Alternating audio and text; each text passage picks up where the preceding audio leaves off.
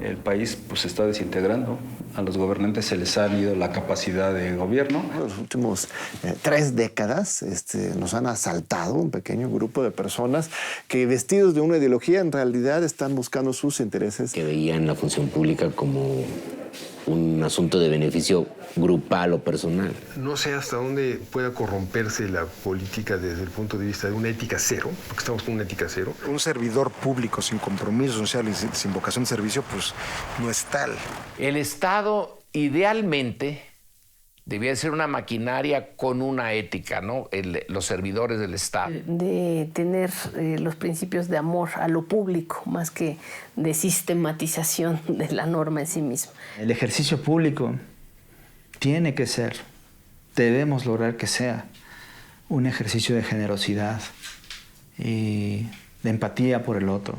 Primero debes amar, de verdad debes amar al ser humano y debes también confiar en él.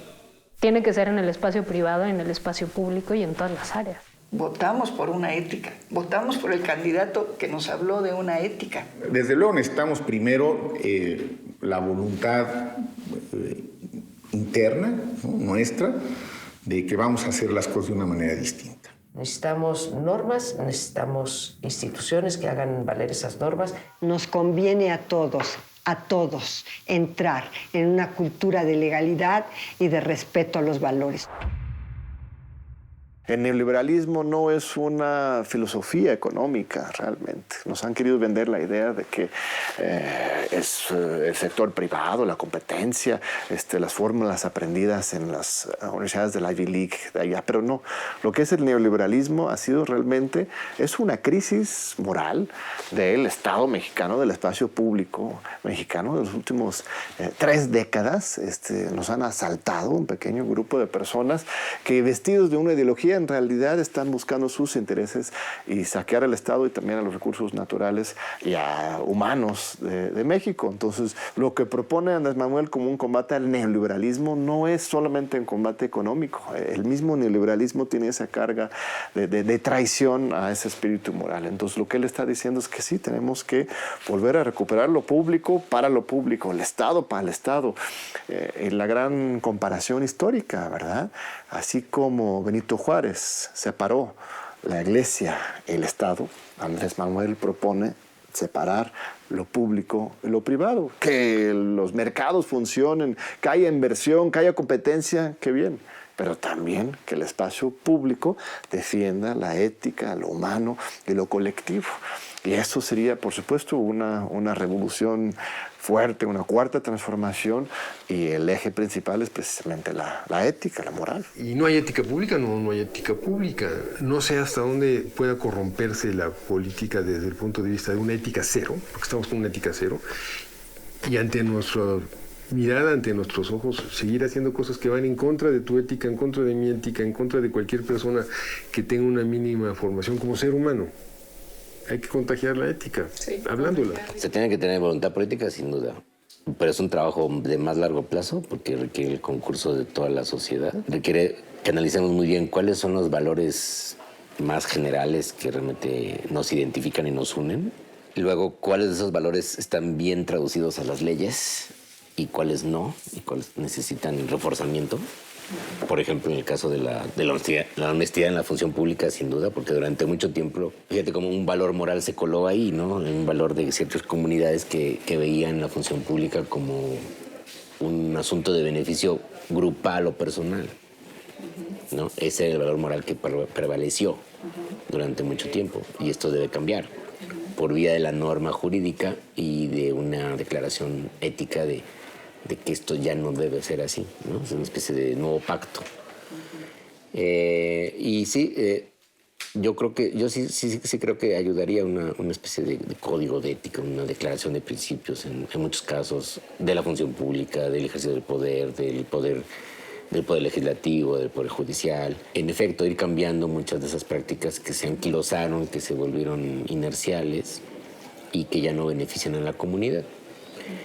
Para construir sistemas un poco más horizontales, más participativos, pero en eso siempre va a ser problemático, ¿no? Alguien tiene que tomar decisiones, muchas decisiones pueden estar equivocadas, Los organismos que supervisan pueden fallar, también pueden ser corrompidos, en fin.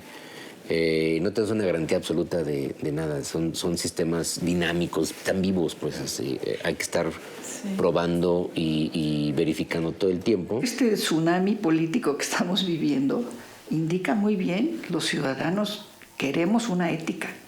Votamos por una ética. Votamos por el candidato que nos habló de una ética y de luchar contra todos estos abusos que estamos sufriendo.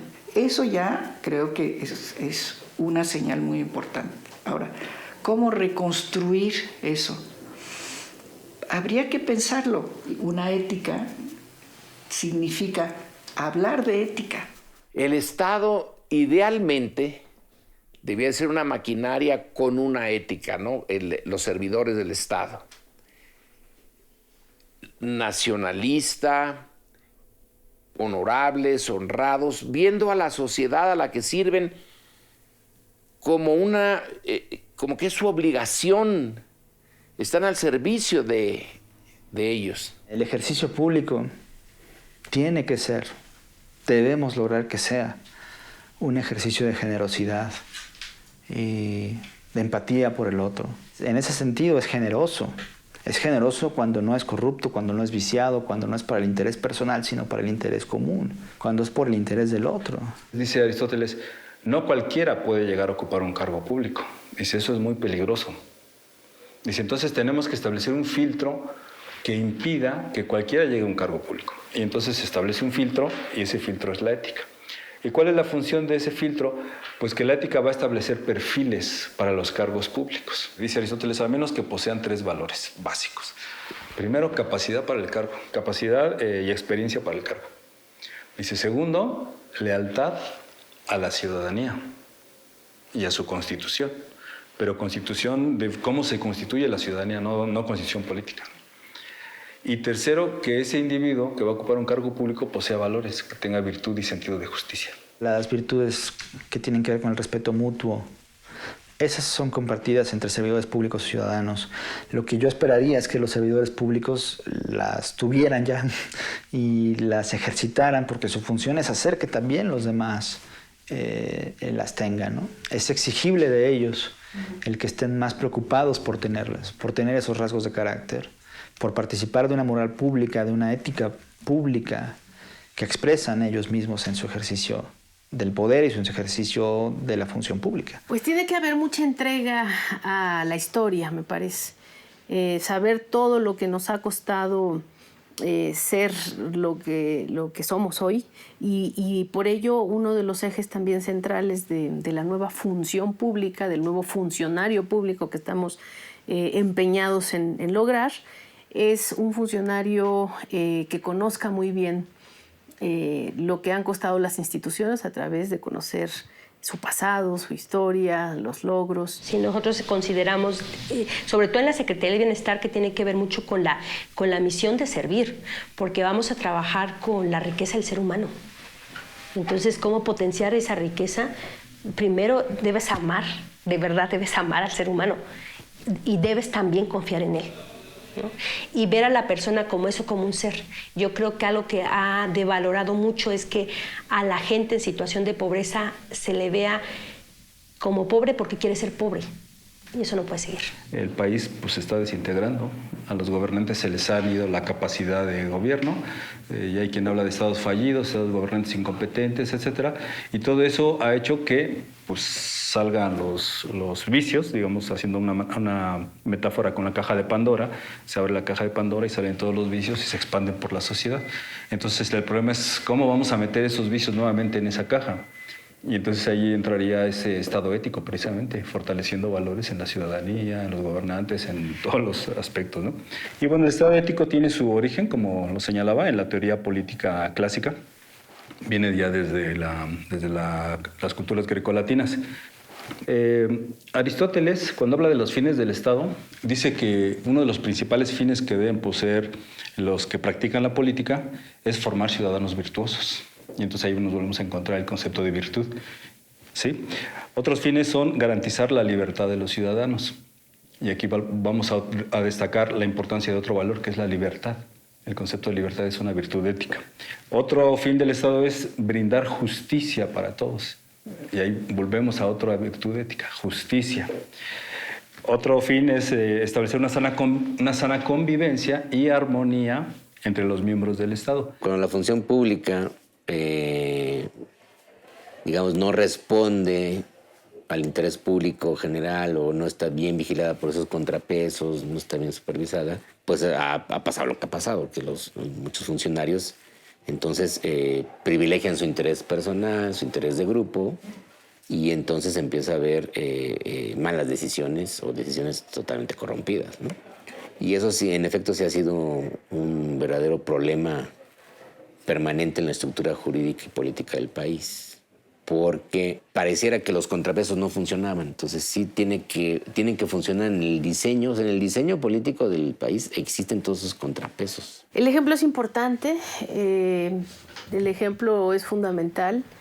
Y yo creo que junto con el ejemplo tienen que venir evidentemente las fortalezas éticas, la fortaleza de entrega. Una directriz desde siempre del presidente Andrés Manuel es el asunto de la austeridad, ¿no? En términos de cuidar lo que es de todos. Entonces la austeridad de Estado como uno de los principales elementos de la nueva ética y del nuevo funcionario va a estar presente en este servicio civil de carrera. El amor al servicio público y verdaderamente la entrega. Yo creo que volvemos al asunto del humanismo, ¿no? Más que la tecnocracia y el aprenderse, digamos, las tablas de las normas o las cuestiones importantes que tiene que tener evidentemente fresca siempre un servidor público, es decir, no un asunto tecnócrata o de normas, sino un asunto humanista de tener los principios de amor a lo público más que de sistematización de la norma en sí misma. Las instituciones son entes, sí, tienen una materialidad y esa materialidad se da en las personas que las conforman.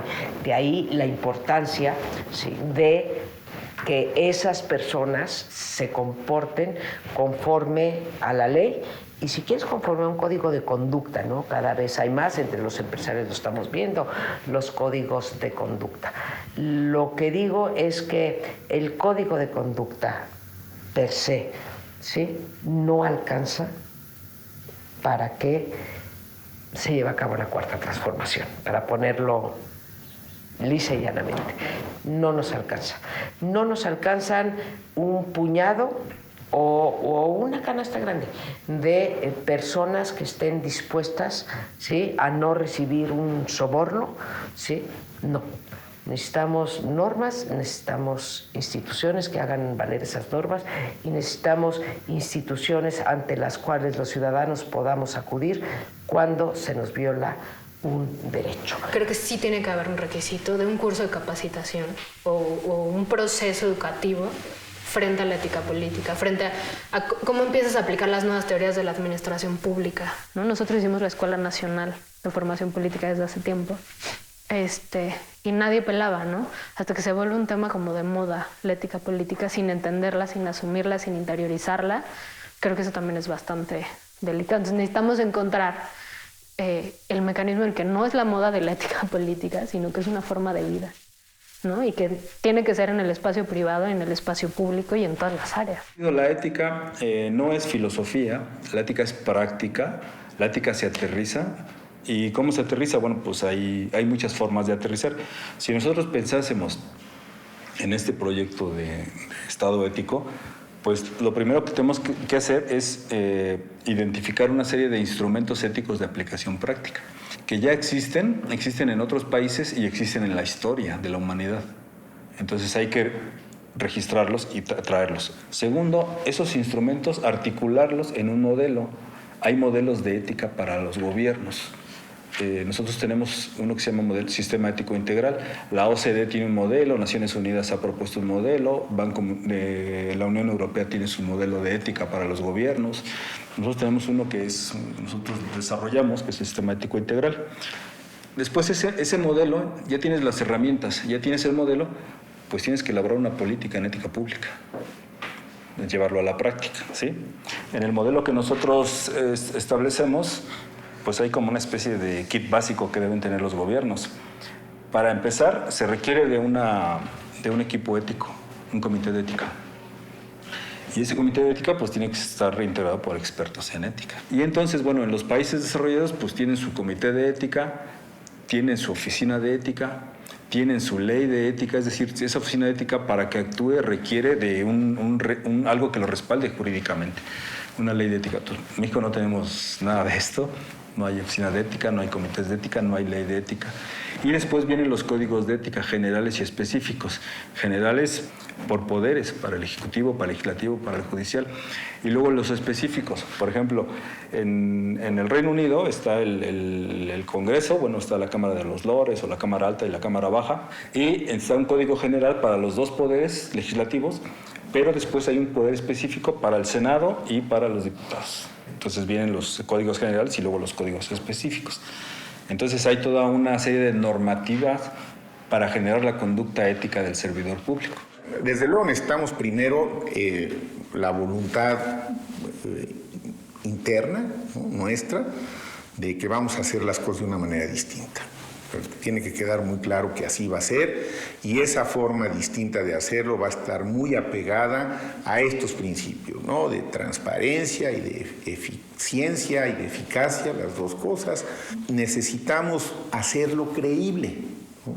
Necesitamos hacerlo y hacerlo creíble, que no siempre es lo mismo. ¿Cómo lo podemos hacer más creíble en el contexto de nuestra relación con Naciones Unidas? Bueno, hay una agencia de Naciones Unidas, en efecto, cuya sede está en Copenhague, ya estamos en contacto con ellos, la UNOPS, que es la Agencia de Naciones Unidas para Proyectos y Servicios, y que lo que hace es justamente acompañar a los gobiernos que lo solicitan mediante convenios específicos en proyectos que van desde licitaciones públicas hasta mejores prácticas de gestión y administración. Y estos son expertos internacionales, se fueron a Copenhague porque precisamente han sido los nórdicos, los países del norte de Europa, quizá los que más han avanzado en estos esquemas de pulcritud y de transparencia en la gestión pública, ¿no? Son ejemplares, realmente hay cosas muy, muy admirables que podemos aprender de ellos y no quedarnos con la idea de que, bueno, pero es que ellos son noruegos, no, bueno, pero eso no tiene nada que ver, ellos lo hacen bien, nosotros lo podemos hacer bien sin necesidad de ser nórdicos. Somos a mucha honra mexicanos y mexicanas, pero lo podemos hacer con los estándares de ellos. Ellos traen los estándares. Entonces, la indicación que hasta ahora nos ha dado en ese sentido el presidente es, en efecto, que los contactemos y que veamos cuáles pueden ser aquellos proyectos en los que UNOPS nos acompañe y nos vigile y haga creíble que lo que estamos haciendo está apegado a las mejores prácticas internacionales. Como gobierno, no como Estado, sino como gobierno, puedes hacer una declaración de principios que sea la guía de los servidores públicos y que además tú lo haces, tú eso lo divulgas, lo difundes para que todo el pueblo esté enterado de cuáles son los causas a los cuales tú te comprometes. Y eso nunca se ha visto, y yo creo que sería pues no solamente bello, sino verdaderamente bueno, ¿no?, saludable para la parte de los servidores públicos. Un servidor público sin compromiso social y sin vocación de servicio, pues no es tal. Solo se puede lograr una cultura de la legalidad cuando tengamos conciencia de que para vivir mejor, para ser solidarios, para el bien común, para la verdad, para la justicia, para la honorabilidad y para todos estos valores, nos conviene a todos, entrar en una cultura de legalidad y de respeto a los valores. Solo así podemos avanzar en una cultura de la legalidad. Si no es con esto, no vamos a avanzar nunca.